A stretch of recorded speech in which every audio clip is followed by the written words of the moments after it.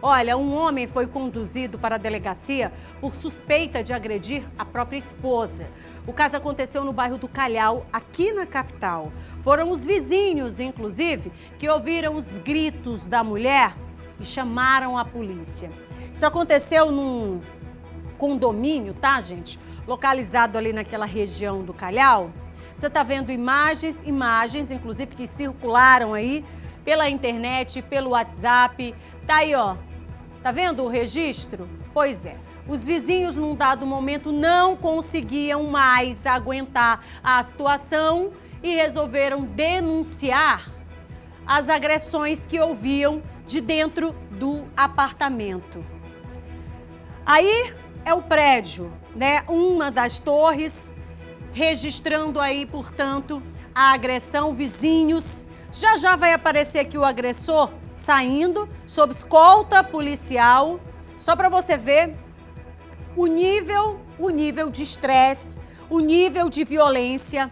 As pessoas não estão mais aguentando, não. Tá aqui, ó. Polícia foi acionada, tá aí o suposto agressor saindo conduzido pela polícia. E por quê? Agressão, né? Denúncia de vizinhos de agressão. Ei, Kate, mas isso também está acontecendo aqui no meu bairro. Isso aqui também já aconteceu esses dias. Está acontecendo, gente, sabe por quê? Porque é um momento em que as pessoas estão dentro de casa. Essa mulher, ela tá muito mais próxima desse agressor e o pior, não está nem conseguindo sair para denunciar. E aí entram os vizinhos, né, para acionar a polícia no momento em que escutar, porque não é normal. Não é normal, né? Imagina você, uma gritaria, uma pancadaria dentro de casa. Quem que aguenta isso sem choro? Quem que aguenta isso sem gritar? É impossível, é impossível. E aí é permanente a vigilância, é oportuna essa vigilância dos vizinhos, sabe para quê? Denunciar. Embora que você não tenha certeza, aciona a polícia, né? Aciona a polícia. Esse caso, infelizmente, não é um caso isolado. Aconteceu aqui na capital, motivo de muito alvoroço aí nas redes sociais, em razão dessas imagens que você está vendo aqui circulando. Mas, como eu disse, não é isolado. A gente vai conversar agora ao vivo, tá? Com a coordenadora das delegacias da mulher aqui no Maranhão, que é a delegada Kazumi Tanaka, exatamente sobre esses casos de violência contra a mulher. E também vamos aproveitar aqui e perguntar para ela já sobre o andamento, né, de um suposto feminicídio. Ontem nós falávamos desse caso envolvendo a idosa de 66 anos, registrado no bairro da Cidade Operária. Ela já está com a gente aqui ao vivo. Muito boa tarde, doutora Kazumi. Primeiro, queria agradecer, né, a sua solicitude no atendimento constante aqui à nossa equipe. Muito obrigada. Mas os casos de violência, doutora, eles parecem insistir em continuar. Exatamente. Boa tarde para você, para sua equipe. Boa tarde a todos e a todas. Estou sempre à disposição, vocês sabem bem disso. Sabemos. É verdade. É uma situação que ela está implantada no nosso meio, na nossa cultura. É algo que se entendeu como natural, como normal das relações domésticas e familiares, dos namoros, dos casamentos. Então, muitas vezes as pessoas veem aquela confusão, veem aquela briga, mas acham que não devem se meter porque se está naquela condição de que isso é um problema de família, de que isso não é um problema meu, que eu não devo me meter naquela situação. E aí, às vezes, em função até dessa omissão, dessa falta de sensibilização para aquele tipo de situação que pode virar um feminicídio, de fato, um feminicídio vem a acontecer futuramente, quando poderia ter sido evitado, né? Então, são situações que a gente cada vez mais tem essa responsabilidade de se meter, de fazer, de pedir ajuda para a polícia, pedir auxílio para os órgãos que podem tomar uma providência com relação àquela situação, porque a responsabilidade é de todos, né? Nós não podemos esperar apenas que o Estado se mobilize, as pessoas também têm que se mobilizar e têm que se incomodar. Agora, doutora Kazumi, há de se falar que me parece uma cultura implantada e que vai levar tempo ainda para a gente quebrar isso, né? Porque passa, inclusive, pela educação que tem que ser dada dentro de casa e, ó, desde pequenininho. Mas quando a gente fala de educação, quando a gente fala sobre esse tipo de caso, é impressionante como a primeira pergunta que surge é: mas por que que ele bateu na mulher. Quer dizer, vem em segundo plano o crime em si, né? A atitude em si de bater. Parece que precisa ter uma causa. Tem que ter sido provocado, onde a gente esquece que o crime aí é em ter, sim, levantado a mão, direcionado isso a essa mulher. E aí, aqui, gente, eu não estou falando aqui só da mulher, não. Eu estou falando em qualquer caso, porque o crime é esse, né, doutora? E especialmente quando o crime é praticado contra a mulher, porque normalmente se busca motivos pelos quais ela buscou ser estuprada, ela buscou apanhar, ela buscou pegar uma surra do marido, né? Então, normalmente, assim, a lógica para descobrir a verdade daquele crime para a mulher é inversa, especialmente quando se trata de violência doméstica e familiar e violência sexual. De violência sexual, a gente tem vários exemplos, inclusive, que foram lançados também pela imprensa, em que se teve um interesse público em saber, não porque aquele homem se permitiu, se colocou para praticar aquele ato contra a vontade da mulher mediante violência ou grave ameaça, mas o que a mulher estava fazendo, onde ela estava, com que roupa estava. É como se ela tivesse que merecer, né, doutora? É que ela mereceu, né, como se fosse isso. Exatamente. A gente viu vários casos aí bem emblemáticos, inclusive também praticados contra meninas menores de idade, em que sempre as pessoas aceitavam que a argumentação de que, olha, ela estava com uma roupa curta, ela não devia estar em determinado local, né, ela facilitou, ela me seduziu. Então, isso ainda está muito incorporado na mentalidade das pessoas em acreditar que a mulher que busca ser estuprada, que busca motivos para que apanhe, para que seja ameaçada e tudo mais. É meio complicado, tem que modificar, desconstruir essa realidade cultural.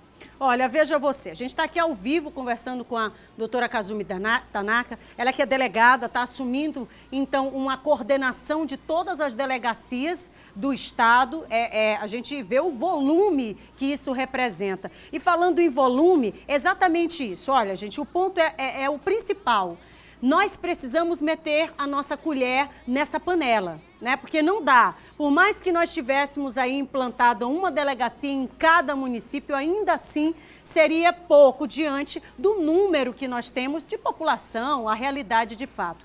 Então, veja você como é importante a gente desconstruir certas culturas e começar a implantar o que de fato é a consciência, é o respeito. E aí vale lembrar mais uma vez que esse período que a gente está vivendo, que é um período de pandemia, onde naturalmente a gente precisa recorrer a esse isolamento social, mas não pode esquecer que é nesse isolamento social que está lá o agressor, né, doutora?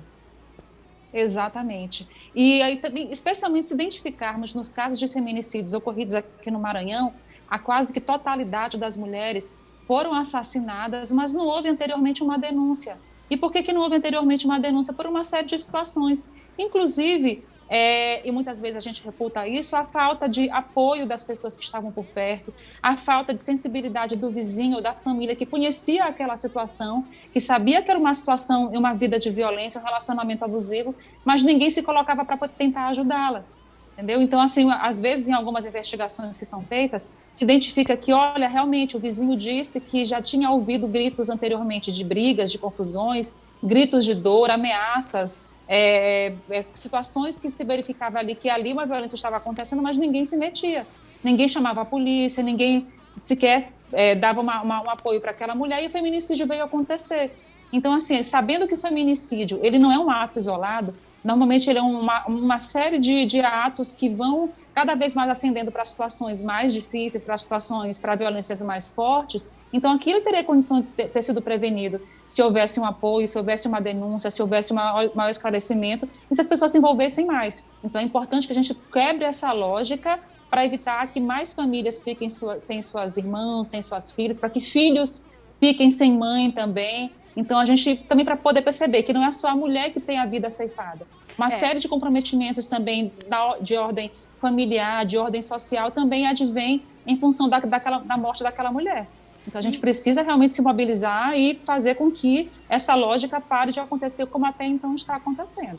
E é o que, de fato, na prática a gente percebe, né? Este agressor que vai se encorajando cada vez mais, porque começa no empurrão, numa fala mais elevada, depois vem aqui o empurrão, daqui a pouco ele está espancando essa mulher dentro de casa e quando ele se vê, né, enjoado de fazer só isso, ele vai lá e pratica o fim, determina o fim da vida dessa mulher. Doutora Kazumi, para quem está em casa poder entender hoje as ferramentas que a mulher tem disponível para poder se proteger. No caso como esse que a gente mostrou aqui, que é o caso aí de violência registrado aqui na capital, lá no bairro do Calhau. Esse homem foi denunciado, né? A mulher muitas vezes não tem condição de fazer isso por medo, porque está debaixo de muita pressão, de violência, não consegue. Mas aí vai lá o vizinho, como foi feito lá com os vizinhos, né? Os vizinhos foram lá, denunciaram. Polícia é acionada, constata a violência, ele foi levado. Agora, para quem está em casa, o trâmite disso, né? Porque essa mulher, ela está, sim, agora, sob proteção, né? Porque a justiça, a polícia, ela agora tem conhecimento do que essa mulher está passando. Como é que funciona e como é que, digamos assim, quais são os trâmites a partir de agora para as mulheres que estão em casa entenderem que é possível, que nós temos ferramentas hoje à nossa disposição e favoráveis. E especialmente, nós temos que entender que para a gente combater essa violência, não é só a polícia que tem que atuar. A polícia, ela é, às vezes, a principal porta de entrada, como também, às vezes, o sistema de saúde mas outros organismos de atendimento à mulher em situação de violência, especializados ou mesmo não especializados, estão à disposição da população. Então, no caso, a partir do momento em que ela está passando por uma situação de violência, para quem mora aqui na capital, né, existe a Casa da Mulher Brasileira. Então, a Casa da Mulher Brasileira, mesmo em períodos de pandemia, ela garante o atendimento presencial para a mulher em situação de violência doméstica e familiar, ou então em situações mais graves. Então, ela pode vir à delegacia, pedir uma medida protetiva de urgência, ela pode registrar seu boletim de ocorrência. Situação de prisão em flagrante delito também são garantidas, também são conduzidas aqui para plantão especializado da mulher. Mas também há outros canais de comunicação. Existe um número nacional que é o 180, para onde a mulher pode ligar para fazer uma denúncia, como também para se informar a respeito dos seus direitos, quais os locais que ela pode acessar naquela situação em que ela se vê em situação de maior vulnerabilidade, para aquelas que já requereram medida protetiva de urgência, ao acompanhamento pela Patrulha Maria da Penha, que faz acompanhamento também 24 horas para aquelas mulheres que estão naquela situação de violência doméstica e familiar, a Vara de Violência Doméstica e Familiar, a Promotoria Especializada e a Defensoria também, em razão do período de confinamento, fazem um atendimento remoto através de meios de comunicação disponíveis, celulares, WhatsApp, para que também tenham um acesso mais fácil para a população, para que requeira medida protetiva, para que comunique que há um descumprimento de medida protetiva de urgência. Se ela precisa de um atendimento psicossocial, também há o atendimento atualmente remoto do Centro de Referência de Atendimento à Mulher em Situação de Violência, que oferece o atendimento, o acompanhamento psicossocial também daquela mulher.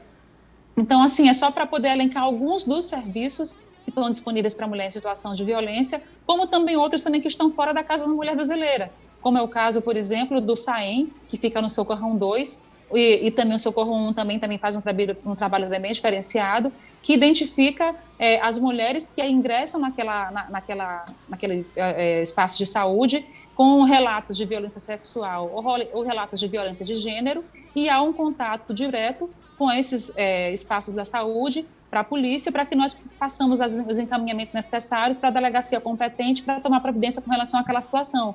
Muito então, bem. Assim, foi apenas para citar alguns desses organismos e outros também, além dos que eu citei agora, fazem parte da Rede Amiga da Mulher, ou da Rede Especializada de Atendimento à Mulher em Situação de Violência, Casa Abrigo, tantos outros mais que a gente tem, para poder proporcionar à mulher o maior número de atendimentos possíveis, porque se sabe que o problema da violência contra a mulher, e especialmente da violência doméstica e familiar, é um problema complexo. Sim. Não é só denunciar para ser preso. Precisa denunciar, ter toda uma política, né?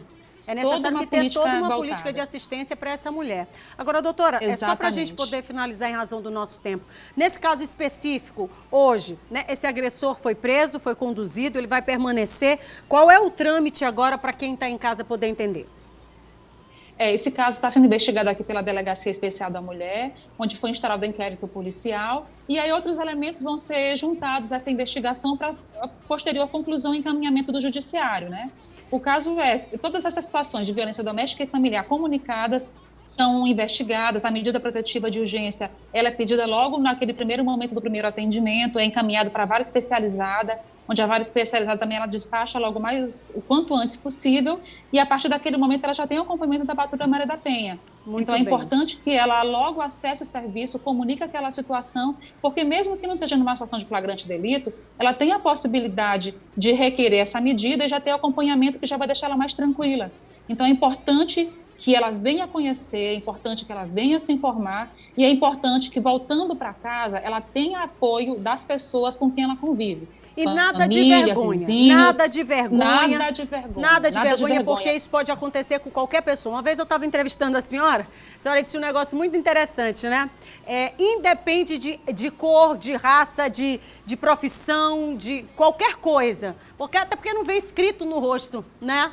E aí qualquer pessoa pode estar sujeita a isso. Lógico que a gente precisa dar um basta, né? Então, nesse processo todo, vergonha não existe, tá? Muito pelo contrário, o encorajamento é que dá lugar a esse termo aí de vergonha, porque se encorajando, a gente consegue encorajar outras mulheres para poder denunciarem também.